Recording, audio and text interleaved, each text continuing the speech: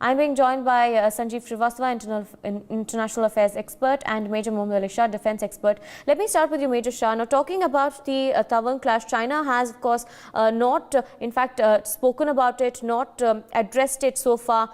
This is the first time that's happening where now the foreign minister of China, Wang Yi, is in fact saying that military-to-military talks are being held and that they're committed to upholding stability. But do you think we need to take China's word with a pinch of salt? Of course, we need to take China's word with a pinch of salt. There's no doubt about that. Wang Yi says we are ready to solve issues. We are ready to work with India. We're ready to work it out. But do we trust them? Do we believe them? That's the golden question. China has never lived up to their word. They have never honored any of our treaties, any of our pacts, any of our agreements with them, be it the Shimla Pact, be it the Panchil Pact. You can name n number of treaties. But no, the Chinese Prime Minister has come to India and made tall promises. They haven't lived up to any such thing at all. Now, when they say they're ready to work with India, I certainly doubt it. They will take one step behind for sure when the international community is watching. When no one is watching quietly, they'll take two steps in front.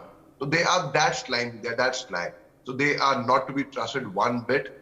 And yes, we have to take it by a pinch of salt. Why China has not addressed the clash of 9 December in Tawang is because they got a sound slashing.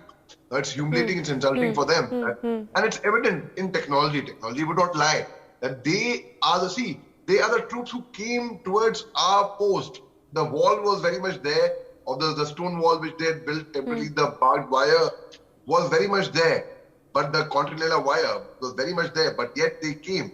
So, I'll give you a small explanation, Aarti. It is, and we have seen in the video, the Chinese troops running away from there. So, if a thief comes to your house, God forbid, what would you do? Would you raise alarm bells and chase the thief away? Or will you leave the house and then run away because the thief has entered your house? You will obviously call the police, you will take action, you will not leave the house and run away, right? So it is but evident that it was the Chinese troops which tried to enter our territory. It's very, very obvious. So obviously they will not address that issue at all. They would be way too embarrassed to address that issue. And when they say that they're ready to work with India, well, on 20 December, as you rightly brought out, we had our 17th level of co-commander talks in the Chushul and the Moldo border towards the Chinese side.